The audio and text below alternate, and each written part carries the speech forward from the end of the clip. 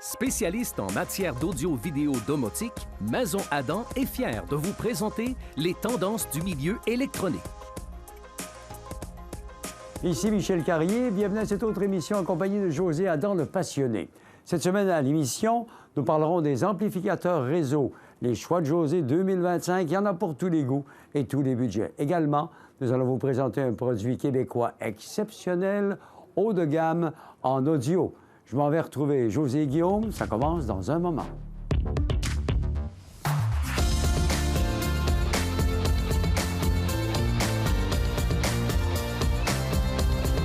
Maison Adam. Alors d'abord, je vais vous saluer, messieurs. Mes salutations à vous. Salut Michel. Content de vous retrouver d'ailleurs. Ouais. Vous avez fait récemment une émission sur les choix de José, sur les enceintes de plancher. On va rester dans l'audio cette semaine et puis on va parler des amplificateurs réseau, les choix de José 2025, évidemment. Tu as entièrement raison, Michel. C'est un beau sujet à parler. Ah oui? Puis juste pour les gens qui nous écoutent présentement, on peut peut-être juste signaler les différences entre un amplificateur réseau, ou qu'on appelle un amplificateur de streaming, comparé à un amplificateur intégré stéréo. Alors, la différence entre les deux, c'est qu'on retrouve les technologies qui permettent de faire toute la connectique, ou c'est-à-dire la connexion avec le réseau Wi-Fi résidentiel, mais aussi on a à l'intérieur soit un DAC ou plusieurs DAC qui vont permettre finalement de lire les fameux fichiers numériques qu'on retrouve sur les services de musique en ligne. Oui, c'est d'autant plus important parce que la plupart des services musicaux en ligne commencent à offrir de plus en plus des services audio haute fidélité, c'est-à-dire avec une qualité audio CD, voire même parfois supérieure. Une autre raison qui fait que les amplificateurs réseau sont populaires, c'est parce qu'ils nécessitent moins de composantes. Donc, quelqu'un qui recherche vraiment la simplicité, qui ne veut pas avoir acheté un amplificateur stéréo, ensuite magasiner un lecteur réseau, puis ensuite magasiner les bons câblages. Avec un amplificateur stéréo, il se retrouve à avoir un tout-en-un qui va lui offrir des très bonnes performances sonores et aussi qui va lui apporter une grande simplicité d'utilisation. Excellent. Tout plein de belles qualités. Et puis, il y a de belles nouveautés également chez Maison Adam 2025 avec l'arrivée de Name et de Simaudio qui fabriquent notamment les super amplis qu'on appelle Moon. Il sera question au cours de l'émission, c'est ça? Oui, absolument, Michel. Et puis, écoute, on est très fiers et très heureux d'avoir ces deux compagnies de prestige, justement, en audio, chez Maison Adam. Et si on commence par Name, c'est une compagnie d'Angleterre qui a été fondée en 1973. Du côté de Simaudio, ben écoute, c'est une compagnie québécoise qui a été fondée en 1980 par M. Victor Sima. Alors, comme tu le mentionnais, justement, ils ont des produits très prestigieux et de très grande qualité qu'on appelle les produits Moon. Alors, et à la fin de notre émission, on va prendre le temps de vous présenter, justement, dans leur série North, vraiment un produit très prestigieux, deux modèles excessivement intéressants. Super. Alors, j'ai très hâte d'entendre vos commentaires là-dessus. Par quoi on commence, José? Bien, écoute, Michel, on va commencer par les modèles les plus abordables. Oui. Je pense que c'est ça qui est intéressant. Écoute, on va débuter avec des amplificateurs réseau en bas de 1500 $. De ce côté-là, on a un récepteur avec deux noms, le DRA 900H, un amplificateur intégré, toujours avec deux noms, qui s'appelle le PMA 900. Et du côté de Yamaha, on va avoir le RN 600. Et naturellement, Marantz avec son stéréo 70. Alors, je vais laisser Guillaume nous en parler maintenant. Oui, bien, il faut savoir, Michel, cette année, il n'y a pas beaucoup de nouveautés dans cette catégorie. Les amplificateurs, je te dirais, qui se démarquent le plus, c'est d'abord le PMA 900 de nom.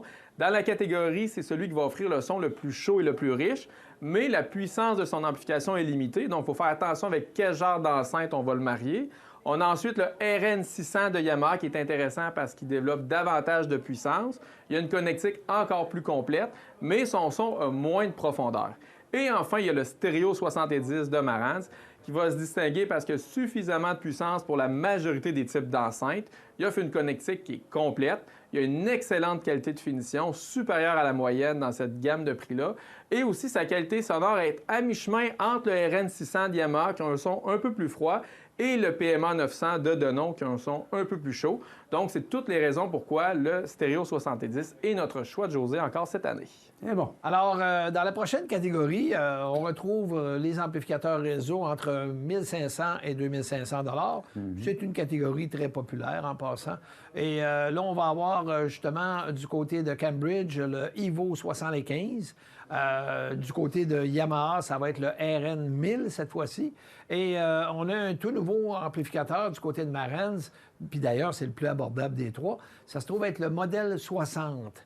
Alors, je vais laisser Guillaume nous décrire ces amplificateurs. D'accord. Oui, bien si on regarde d'abord le modèle 60, qui est la petite dernière nouveauté, c'est le premier amplificateur Marantz que je pourrais qualifier vraiment de haute fidélité. Parce que lorsqu'on on regarde à l'intérieur comment il est construit, par rapport au Stéréo 70 dont je viens de parler, c'est que là, vraiment, Marantz utilise de meilleures composantes avec des meilleurs condensateurs. On va trouver, par exemple, un transformateur toroïdal. Donc, des caractéristiques qui vont vraiment permettre à Marantz d'aller chercher un certain standard au niveau de la qualité sonore.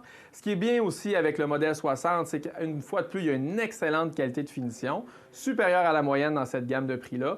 C'est un amplificateur aussi qui est supporté par le système EOS de Marantz, qui est une application qui permet de lire la musique sans fil. L'application EOS est très facile à utiliser et elle est également compatible avec Tidal Connect depuis quelques temps.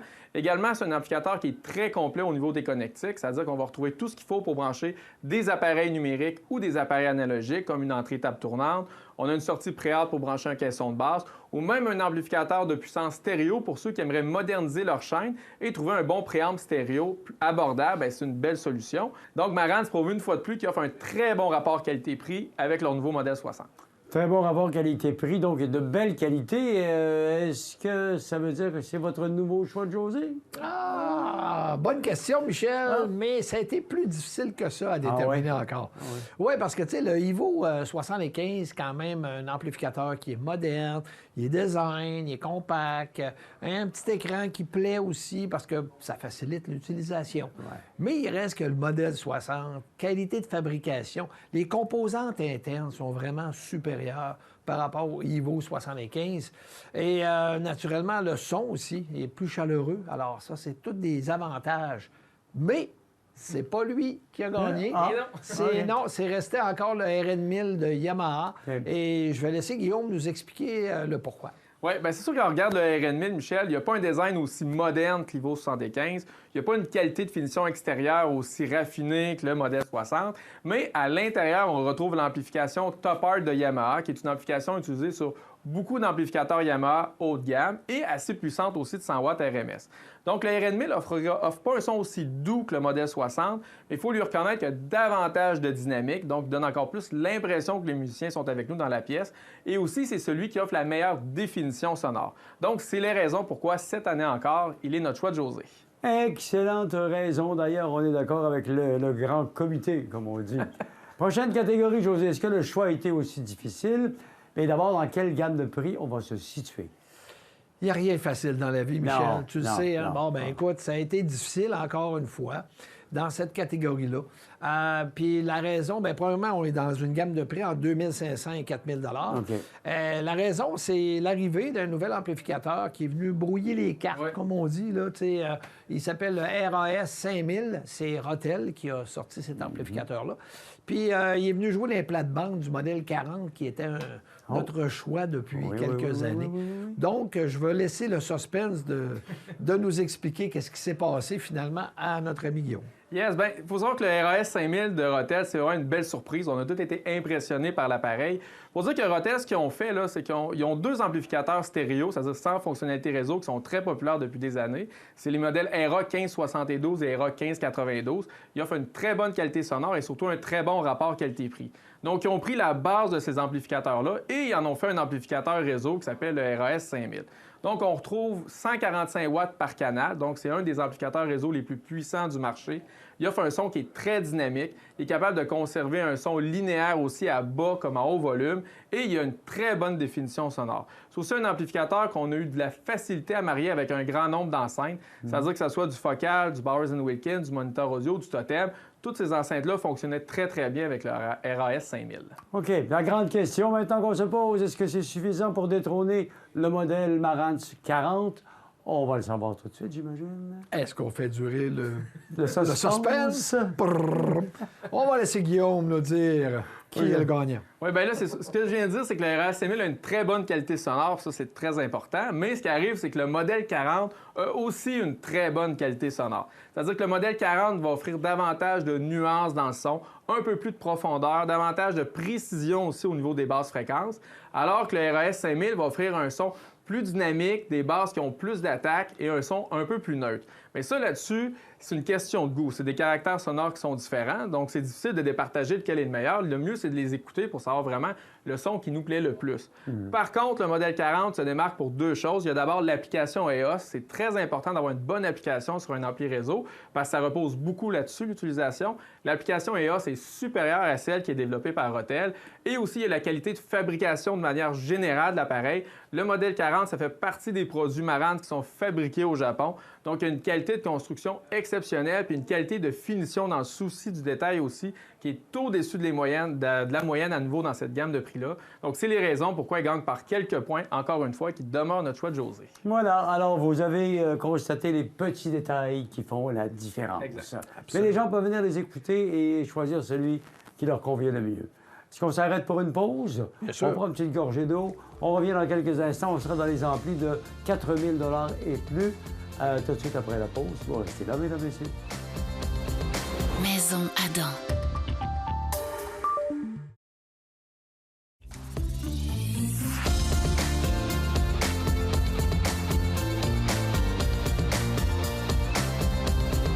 Maison Adam. Nous sommes de retour chez Maison Adam. Nous parlons cette semaine avec José et Guillaume d'amplificateurs réseau. Les choix de José 2025, bien sûr. Il nous reste deux catégories. Celle d'abord, pour commencer, des prix entre 4 000 et 5 500 $.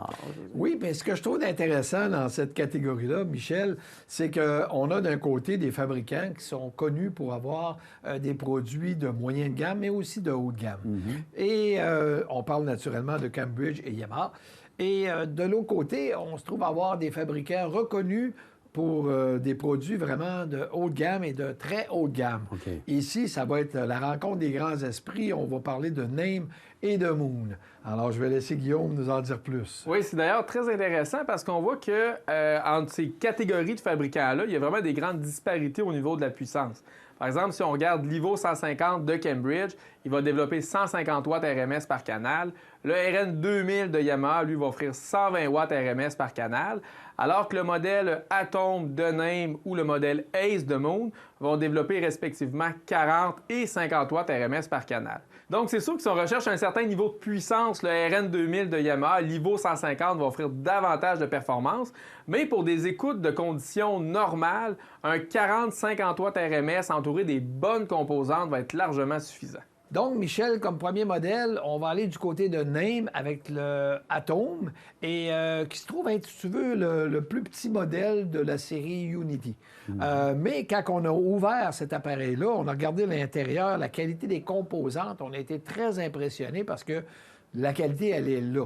Puis, en plus de ça, on a aimé l'application, tu sais, Focal Name, qui est très facile à utiliser. Alors, je vais laisser maintenant Guillaume nous parler de la qualité sonore. Oui, absolument. L'unité Atom, Michel, c'est vraiment un bel exemple qui prouve qu'une grande puissance n'est pas nécessaire pour avoir une belle musicalité.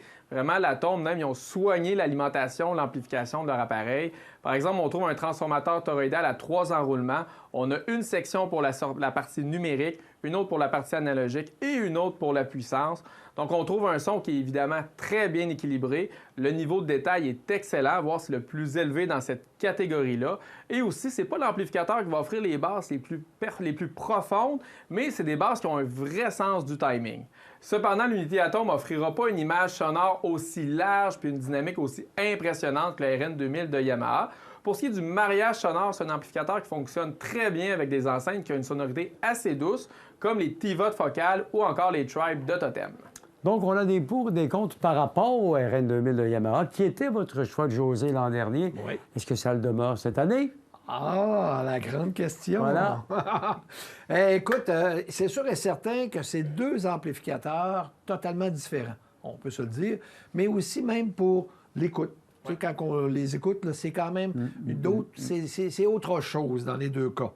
Mais notre meilleure recommandation, après une bonne analyse, est d'aller finalement du côté d'un nouveau fournisseur chez nous qui s'appelle Moon, avec le Ace. Alors, je vais laisser Guillaume, justement, nous expliquer pourquoi. Oui, bien, il faut savoir d'abord que ce qui est intéressant avec le Moon Ace, c'est la connectique. C'est une connectique qui est beaucoup plus complète que ce qu'on va retrouver sur l'Unity Atom de Naim.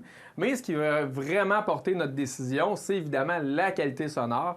L'Ace de Moon, c'est un son qui est très, très défini, presque autant que l'Unity Atom, mais où il va se démarquer, c'est vraiment qu'il est capable de reproduire les tonalités de manière encore plus naturelle.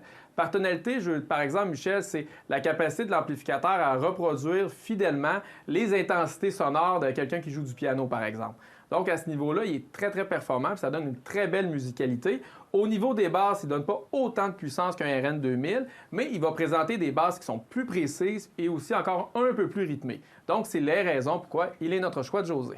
Et ce sont des très, très bonnes raisons.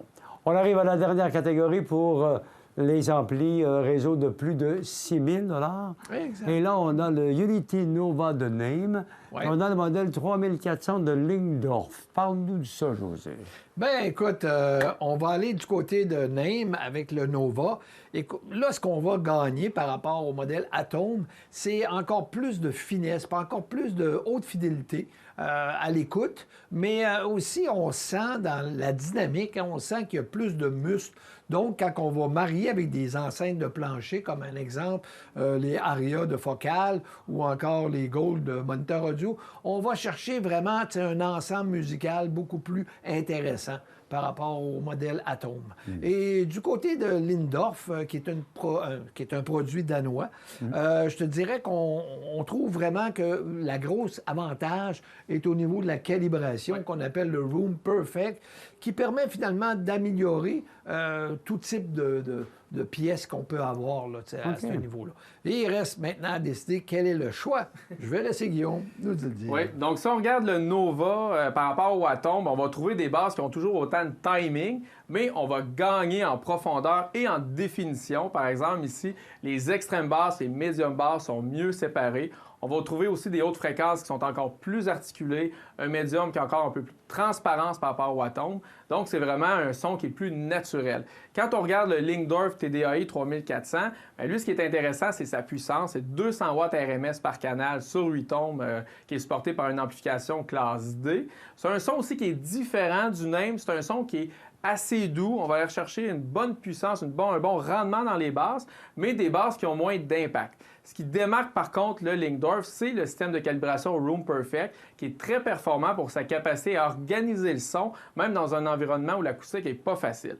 Néanmoins, on a préféré le caractère sonore, le son du Naim, qui est un son qu'on trouve plus vivant, plus affirmé que ce que le Lingdorf va proposer, et aussi la qualité de fabrication qui est nettement supérieure.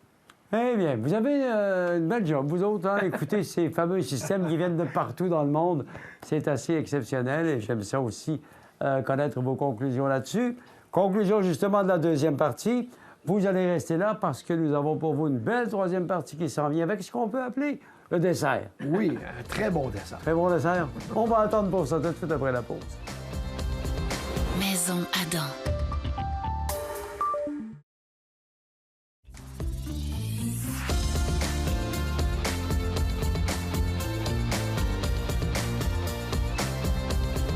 Maison Adam.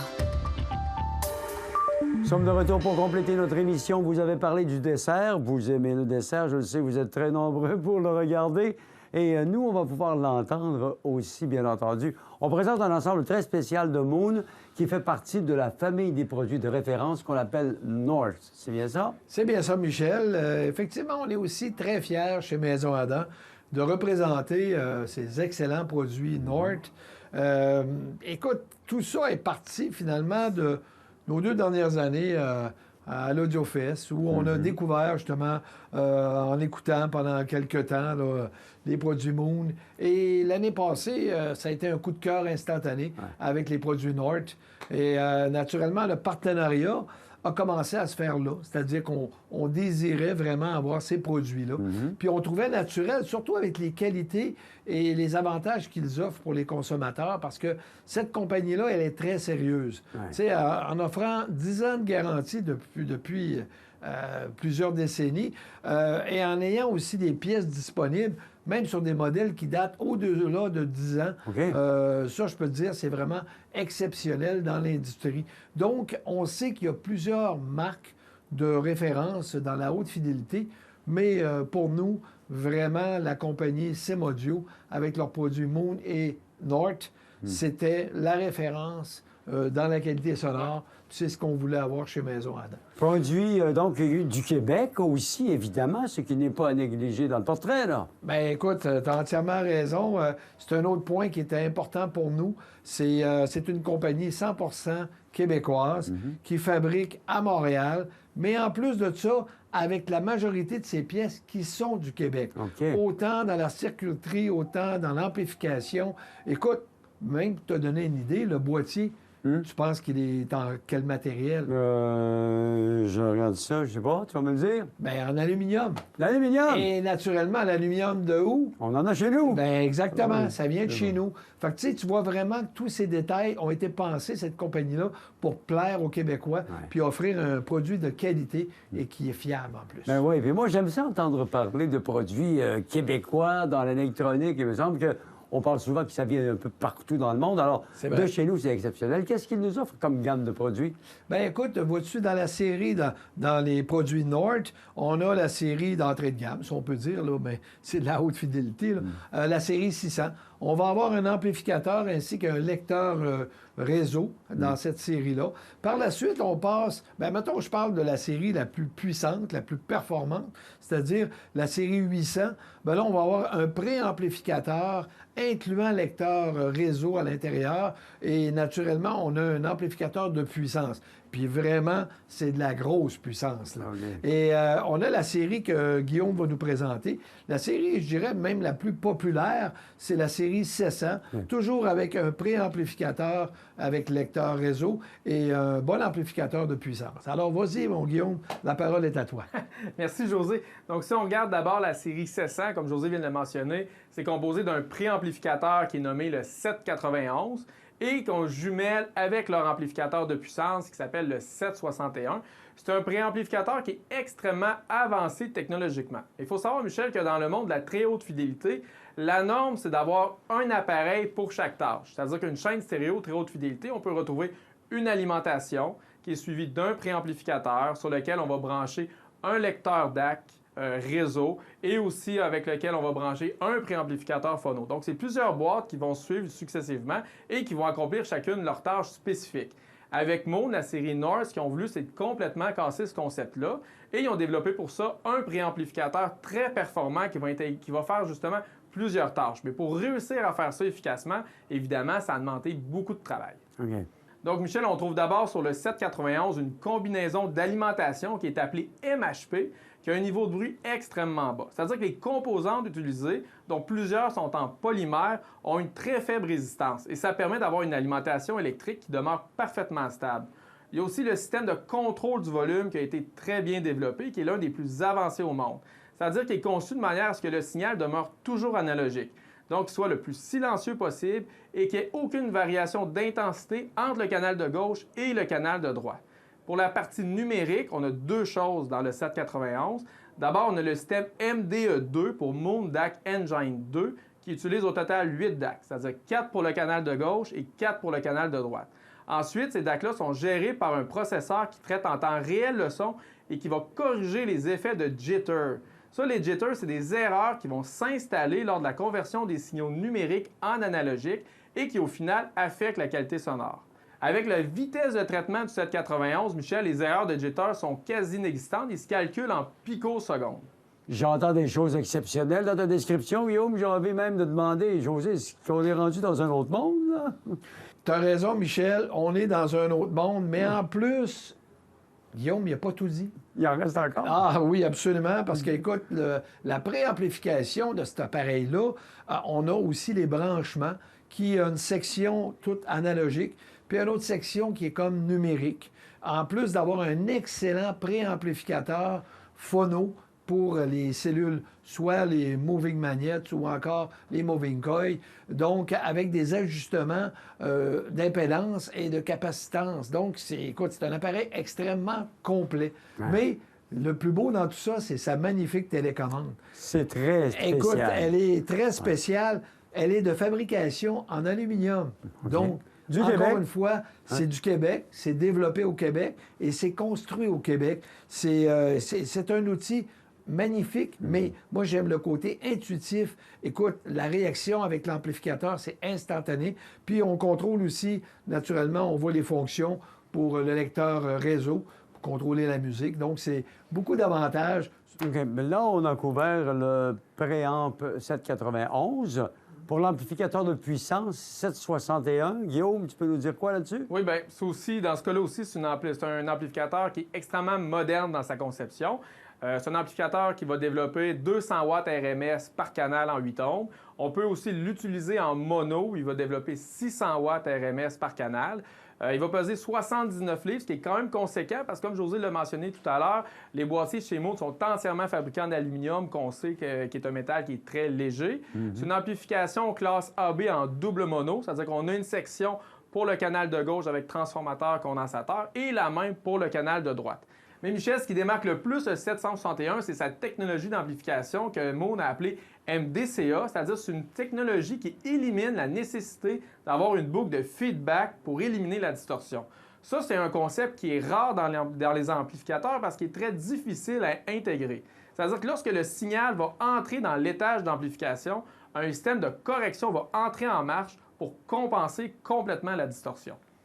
Donc, pour faire un parallèle, on pourrait dire, Michel, le système MDCA, ça marche un peu comme un casque à réduction de bruit qui va éliminer les bruits ambiants en renversant les ondes sonores. Selon les ingénieurs de Sim-Audio, mais ça permet d'avoir un son qui est plus rapide, qui est plus transparent, dynamique et aussi qui va être capable de relever des micro-informations qui sont sur les enregistrements, mais qui vont justement donner ce son très haute fidélité-là qu'on recherche avec ce genre d'appareil.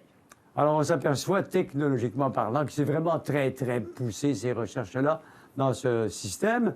Mais vous autres qui en entendez venant de tous les pays, des systèmes de son et de toutes sortes de gammes de prix, quelle est votre évaluation de ce que vous avez entendu à ce propos-là?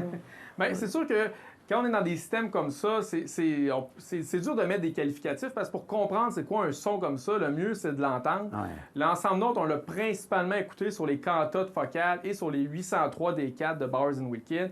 Et évidemment, jamais on a entendu ces haut-parleurs-là relever autant de détails, de douceur, puis aussi une excellente dynamique qui donne vraiment l'impression, là, on le dit tout le temps, là, que les musiciens sont avec nous dans la pièce. Mais tu sais, pour le comprendre, le mieux, c'est de vraiment venir l'entendre. Là, on voit vraiment ce que c'est de la très, très haute fidélité.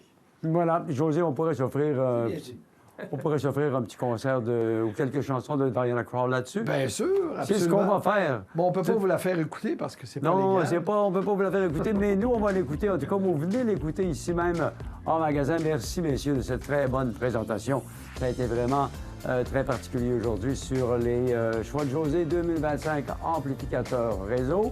Si vous voulez en savoir davantage, vous allez sur le site maisonadam.ca, dans la page d'accueil, choix de José, et puis des conseils d'experts. Vous pesez sur le bouton bleu pour les choix de José. Absolument. Merci de nous avoir regardés. Merci à toute l'équipe. On vous retrouve bientôt. À la prochaine.